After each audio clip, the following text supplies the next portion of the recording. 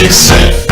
Where them haters, where them hoes, where them throws, you know what I'm saying? Cecil. On flyhype.com, they had the video of a couple arguing by this blue line train tracks. Basically, she's grabbing him. She won't let him go, and he's trying to push her off. He can't get her off of him. Pay attention to where she says you're trying to grab my fingers. Because if you want to escape from somebody grabbing you that's stronger than you or just as strong as you, don't go at the fingers. What you want to do is you want to go at the wrist at least. Or you're going to do what I'm going to put near the end of this video, what I call a typical white belt escape. The first escapes I'm going to give are better for, I'll say those are better for misandry. Well, in other words, you want to escape from a woman grabbing you, but you don't really want to hurt her. So this is like a man defending himself against a woman. The escape I give at the end that I'm going to say is the white belt escape. That involves some hitting, and it's very low skill, but it's very effective. I wouldn't want a man to necessarily do that to a woman because you're going to get in all kinds of legal trouble if you do that. But at the same time, the white belt type of escape, I mean, it's easier to remember. So let's take a look at the train footage first, and then I'm going to show the different types of escapes. This weekend from Saturday, July 15th through Sunday, July 16th, there is no Blue or Expo Line train service between LATTC and 7th Street Metro Center due to maintenance work. Connect with free bus shuttles at Grant, LATTC, Ortho Institute, Pico, and 7th Street Metro Center to continue your trip. Normal Blue and Expo Line service will resume on Monday morning. Thank you for your patience while we take care of your system. Like I said, my nigga, come on, we're going back to the house. I'm gonna get your ass. Yeah, like normal people, we're gonna go over here. Stop trying to bend my fingers. You just scratched. Oh, I didn't mean to scratch you, sorry. But I'm tired of you trying to bend my fingers. You just scratched me. And I just said I didn't mean to scratch you, so. The pressure points that are being used in the rock and roll escape, that's what I call it, is this one underneath this notch right here. That's heart 6, and this one right here, which is lung 8. Okay, this is the first one is a demonstration of the rock and roll thing. Remember to grab in here. Go ahead.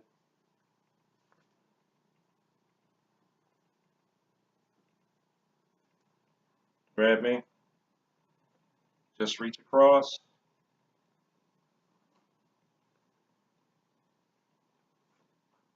Okay. Grandmaster Art Mason has a video that really goes into detail explaining how to use this escape. I'm going to put a link to that below this one. Check it out. This point right in the middle of the wrist, on the inside of the wrist here, is called Pericardium 6. It's a push and a rub point.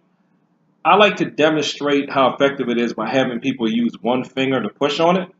But in reality, I wouldn't really go with one finger if you know you don't have that good a skill. That means if you're not at least a black belt in some type of grappling or Kyusho art. So I'm going to have my daughter pushing here, but don't do that. Instead, do the method where I have her push away with the whole hand. That's going to be easier for most people. Okay. Now, if you're a man going against a woman, this would look better. But you probably, unless your hands are strong, you're probably going to end up hurting your own finger. So even though I'm going to have her do this part, this one,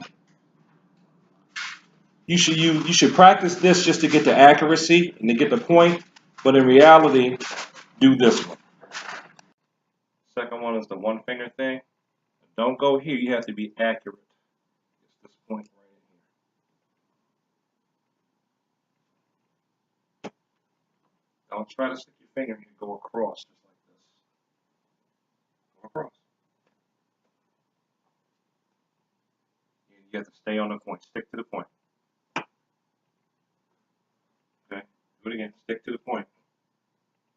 Okay. Grab me.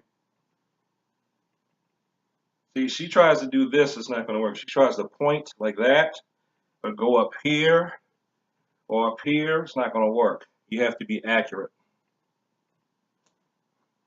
Okay.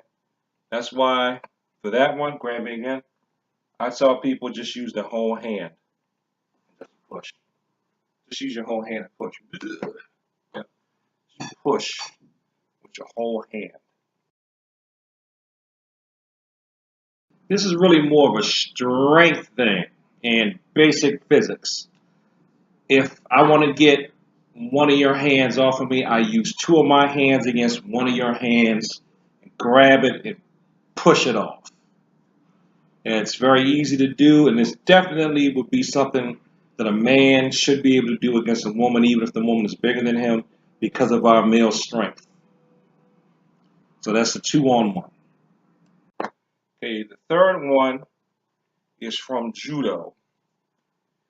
It's 2-on-1. What do you think 2-on-1 is? 2 hands on one Yep. body part. So go ahead.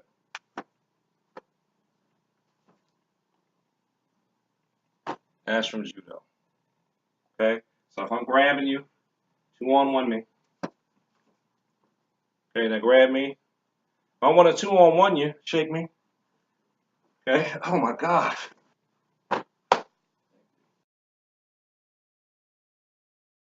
Okay, let's do the typical white belt wrist escape. You remember what that is? No. Yes, you do. Do it like you would do one in class. After I've grabbed you. So, after I've grabbed you, what do you normally do for class? A distraction. So, they can't see that. You have to do something that they won't be able to see. And that. And that. As you can see from the Taekwondo white belt escape, that involves hitting. And if it's a man being attacked by a woman, you hitting her is probably not going to go over well. Even if it's legal to do that, I don't know. I'm not a lawyer. I'm thinking it would probably depend upon the situation. But you know how some people are when it comes to protecting women. Even if she had a brick in one hand and was probably trying to bust you upside the head with it when she grabs you, there'd be some dude who would go, "You shouldn't hit a female." So you can use the other two escapes. When I'm teaching my students, I teach my students the typical white belt thing first. Because it takes the least amount of skill and they don't have to remember exactly what to do. So now you got this video for reference, and plus I'm going to link to Art Mason's video below this one. So, and I'm going to direct students to it.